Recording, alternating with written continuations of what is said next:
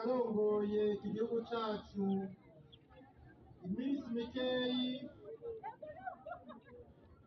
turagusavye wezagire Uburundi n'abarundi, uturonse amahoro mazima kandi dushobore kuyabungabunga kugira ngo intambwe tugeze k'uyu munsi udufashe wowe nyene Mukama kuguma tuyikomeza tuyibungabunga ngo dushishikare twubaka igihugu kirimo iterambere, kirimo amahoro, kirimo ubutungane, aho Burundi wese yishira akizana kandi agahimbarwa muriwe no mu vyiwe.